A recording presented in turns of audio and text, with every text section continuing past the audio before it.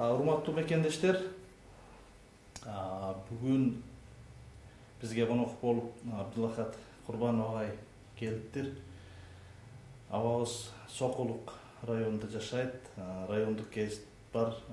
Кыргызстанда бир 5-6 гезит калды чыгып келаткан. Ошо 5-6 гезиттин бири ушу Сокулук районунун мамлекеттик райондук администрация чыгарган гезит бар. Ошо гезитте иштейт. Өзү фарс тилин, тажик тилин мыкты билет, адабиятчы, жазуучу, публицист, этнограф, тарыхчы, ошондой эле саясат таануучу киши. Сиз эми жазуучу катары, публицист катары өзүңүз колуңуздан келген кандай аракет кылайын деп атасыз? Буюрса. Мен буга чейин да мен жанагы мындай да баягы фарсы классиктери да бул жерде Иран тажиктер белги болбойт. Экөөсүнө тең таандык. Дүйнөдөгү эң чоң акындар ошо фарс элинен чыккан акындар да. Омар Хайям баш болуп, Саади, Ширази, Хафиз Ширази, абдан көп да тизме толтура. Келип Абдурахман Жамиге чейин. Анан кече эле биздин Мирза Турсундайга чейин. Мен буларды ушундай тамшаны окугам да. Эгер ушу адабиятты окуган киши болсо, эч качан ушунчалык агрессивный характери болсо да мындай өчүп калат да. Ким болбосун. Ушулар да окулбай жатпайбы? Аны мен колдон келишинче ушуларды которуп, кез-кез кээ бир гезиттерин бет аркылуу, интернет аркылуу сунуштуруп турам, окуп атат кыргызчага которуп. Анан Мирза Турсунзаде, Чыңгыз Айтматовдор не деген лөктөр эле, не деген бийик тоолор болчу да. Анан ошол Айтматовдун өтүнүшү менен Манас эпосу тажик тилине которулган. Бир кызык жери ошол Манас эпосу Сагынбайдын варианты которулганда ошол тажик кыргыздар жашаган Жергетал районундагы тажикче кыргызча чыккан коммунист газетасынын редакциясында которулган. Ошо которулганда мен отурган кабинетте которулган. Мен анда жап-жаш баламын да. 78 жыл. Мен 23 жашта экенмин. Аслам Атхам деген бир абдан бир чоң котормочу бар, өзү абдан мыкты акын болчу. Түбү Самаркандык. Ошо киши которду. Анан ошо кезде биздин гезиттин редактору апасы кыргыз да, атасы тажик. Махматчу Абдусатуров деген бир адамдын асили болчу да. Кыргызча да, тажикче да билчү. Эки тилде таптаза сүйлөйт да, анан бул киши Востоктун, Западтын, Чыгыштын, Батыштын адабиятын дин жагынан да, анан коммунисттик партиянын тушунда ал идеологияны да жакшы билчү. Мындайча айтканда бир туп-тунук булак эле да.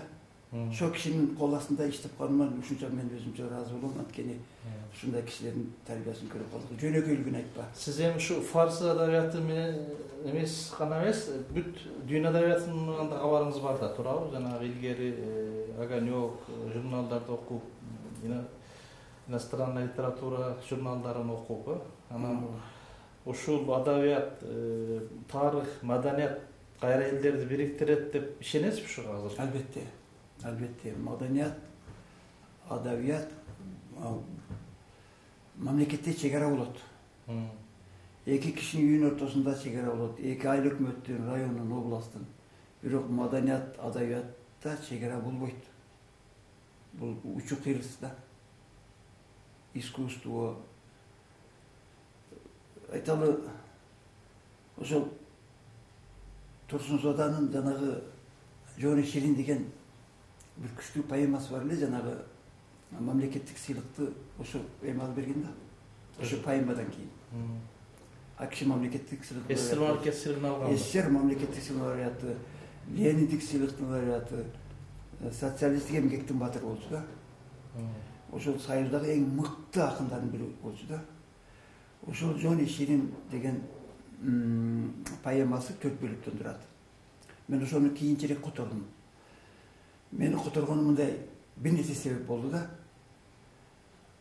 Жанагы бейиш оолу Сүйүнбай Эралиев менен бейиш оолу Сооронбай Жусуев экөөсү тең которгон. Бири Ардагым Асыл Жубайым деген ат менен которгон аталышта. Бири Асыл Кечим деп которгон. Экөө тең орус тилинен которгон. Мен тажикчесин окучумун, орусчасын, кыргызчасын баарын окуп. Кийин мен 50 жаштан өтүп акыл бышкандан кийин карасам, мен ал кишилердин арбактарына шек келтиргим келбейт. Абдан чоң акындар болчу. Кыргыз эл акыны Өгө тең, кыргыз эл батыры Өгө тең согушка катышкан. Экөөсү тең 90 летонан каза болушту. Бир эле жери дагы мындай да, ушунчалык жакшы пало, палону бүгүн азыр астына койсо дароо оттон келди. Жакшы да. Анан жейлбей калды. Кечкисин ысытып дагы жегенде кандай болот? Бир тике. Ошол эле пало ашып калса, анан ким узаткычка катып коюп, эртең менен ысытып жеди жеген. Пало ошол эле пало. Бирок жана тилден-тилге которгондо ошо өзүнүн бир даамын жоготуп кеткен да. Повардын тили менен айтканда. Мен ушуну байкадым. Анан бир которуп көрдүм. Тажикстанда да чыкты бир эки кезге. Кыргызстанда мына кыргыз туусу баш болуп бир канча кездерге чыкты. Мен интернет сайттарга да бердим. Не деген окумуш поэма да. Эми ушул сиздин ушул эмгегиңизди бул мындай өзүңүз адабиятты сүйгөн үчүн эле убакыт коротуп, өмүр коротупсуз да. Анан ушуну бир биздин адабиятчыларбы же болбосо Тажикстандын өкмөтү мындай бир баалап, сизди мындай бир байкаган жери барбы же өзүңүз эле? Мен негизи мындай да өмүрү бир сыйлык, мыйлык деп жүрүп. Быйыл ошо сыйлык жагынан быйыл жок, сыйлык эмес, мындай гонорар, мындай бир жакка кызыгып келбеди. Сизди бир ушул биздин адабиятты, биздин маданиятты ушу кыргыз тилине оодарып атыптыр, кыргыз элине жайып атыптыр деп балким тигилер көңүл бургандыр элчилик аркылуу. Же биздин адабиятчылар биздин адабий мурасыбызды байытып атат деп биздикилер көңүл бургандыр дегендей сурап атам да. Мен Турсуза деден сөз баштаганым, мен мунун чыгармасын котордум дегенде бирөөлөргө уктуруш үчүн айтып жатпадым да. Мен муну айтканда бул чыгарма дүйнө элин достукка чакырган чыгарма да. Мен ошону айтмакчымын. Ошол көп жерде достукка чакырат да. Дустиро жусту жудореммо аз амони гудореммо деп айтылат да. Биз достукту издеп келебиз. Биз амандыктан, тынчтыктан сүйлөп гана келебиз дейт да. Ушундай адабияттын лөгү болчу да. Анан ошон үчүн жанагы биздин эки чоң акын которсо керек да. Сиз мына Чыңгыз Айтматов боюнча да көп эмгектер кылган кишисиз да. Анан ошо чикеми тажиктерге таанытыш боюнча кандай иштер кылдыңыз? Мен Айтматовдун бирди жарым чыгармасын мен которгон эмесмин, чын айтканда. Аны Айтматовдун Жамилясын биринчи болуп, илгери Садой Шарк деген журнал бар эле. Ошол журналда иштеп жүргөн Айтматов мен жашташ эме которгон. Фазлиддин Мухаммадиев деген которгон. Ал киши узак жылдар болду өтүп кеткен, бейиши болсун. Экөөсүнүн мамилеси жакшы болгон. Ошо которгондо кызык жери бар да. Мен дейт, редакторга кирсем дейт. Жумушка кирсем редактор Фазлиддин муну кыргыздын бир жазуучусу бар, жаңынан чыгып келатат, Айтматов деген бир Жамиля деген повесть чыгыптыр. Сен бир окуп көрчү деп дейт, берет дейт. Орусча. Анан менен бир кантип окуйм?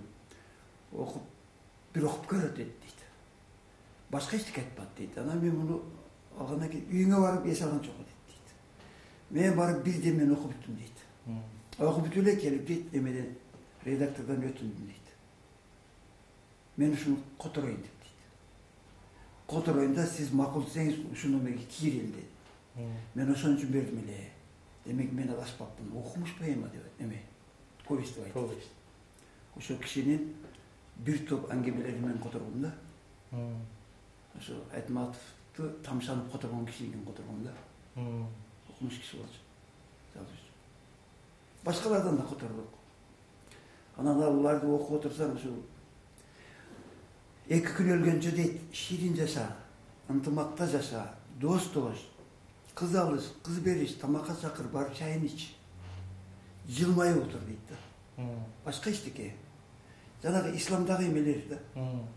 Баалуулуктар. Исламдагы баалуулуктар, жана ислам дининде айтылган баягы мусулмандардын мындай айтканда эмелери.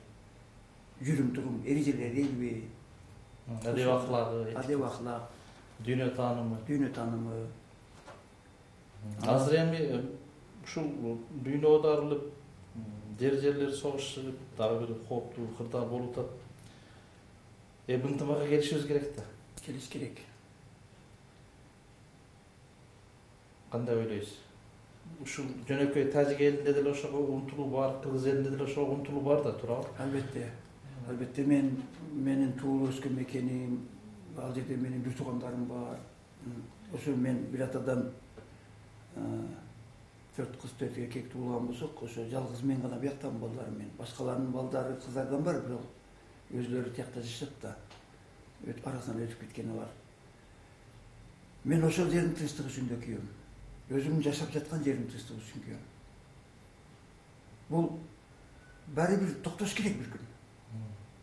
Бир күн эмес, керек болсо ушу азыркы саатта токтош керек, азыркы мүнөттө токтош керек.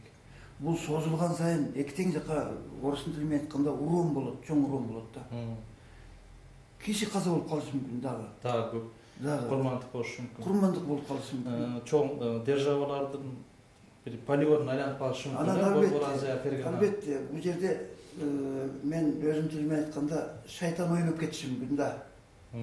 Шайтан ойноп кеткенден кийин ойноду окшойт уже.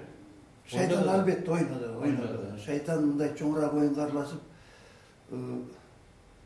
ким бирөөлөр сырткы күч, үчүнчү күч. Ошол третья сила дейт орустар, тажик туугандар кобай сеюм деп айтышат да. Ошондой кобай сеюм болушу мүмкүн. Болбосо эмне жетпейт эле кече мына ушул столдун үстүнөн эметсек. Ушинтип чек ара экен. Бул жагында тажик жашайт, Тажикстан жакта, Кыргызстан жакта да тажик жашайт. Тажикстан жакта кыргыз жашайт, Кыргызстан жакта да мына Жергетал району Тажикстанда. Кыргыздар жашайт, Мургап районунда жашайт, Исфарада жашайт, Леноото болосун чек арадагы бардык райондордо жашайт. Кыргызстанда Үчкоргондо тажиктер жашайт, Кара Сууда дагы башка жерлерде толтура жашайт.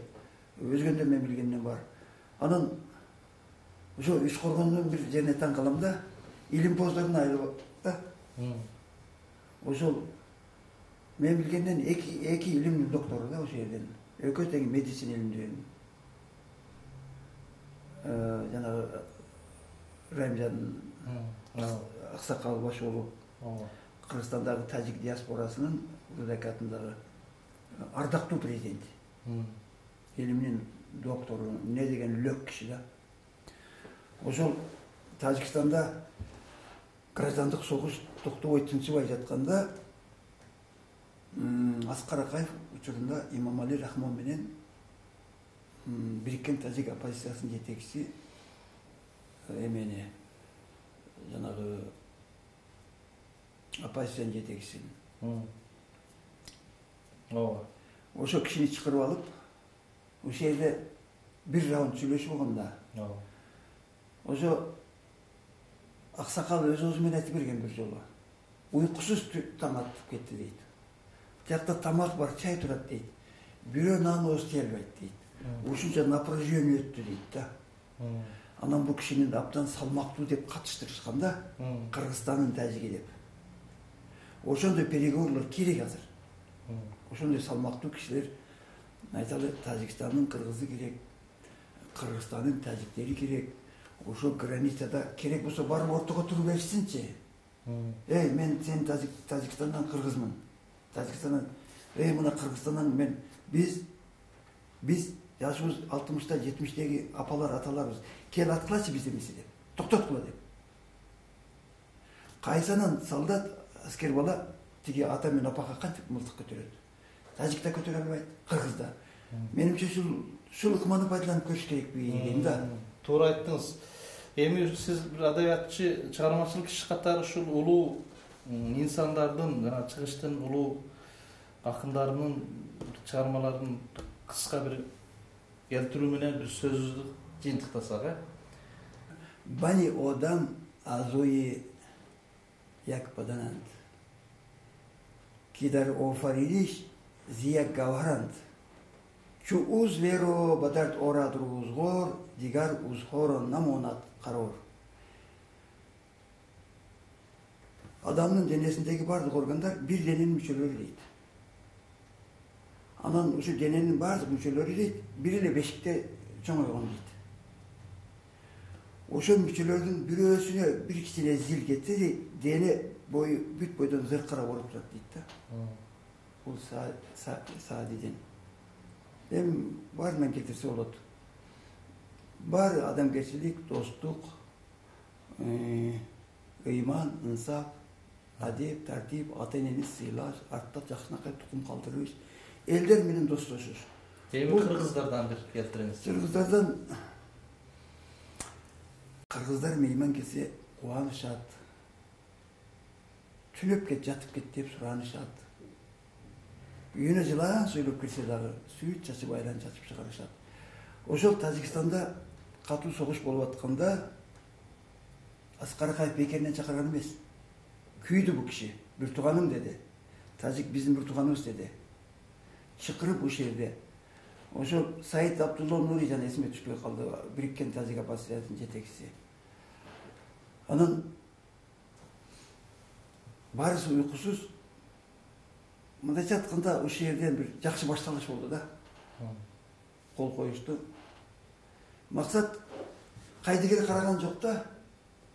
Эми согушса согушуптур деп. Болбосо жаныбызда Кыргызстанга салыштырмалуу Казакстан, Өзбекстан деген чоң мамлекеттер турат. Кытай турат биякта, Афганистан турат. Түркмөнстан, Орусия турду. Ушул Аскар Акаевдин доорунда чакырып алып, жанагы аянтча ушул жери болду, элдештирүү аянтча.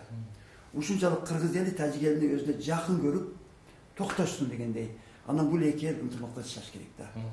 Аябай жакшы сөз болду. Şu tilekleriniz ишке ашсын, ömrünüz uzun bolsun, özünüz niyet kılgan, ömrünüzü maksat kılgan, janagı zalkarların çıkarmaları жарык көрсүн, сизди сандыкта жата бербесин. Анан şu сизди билген, сизди тааныган ишкерлер болсо, акчалуу бай балдар болсо, жигиттер болсо, şu сизди колдосун, сизге жардам берсин. Мен үчүн сиздин мурастарыңыз дагы şu элге жетип калыш керек. Рахмат. Рахмат.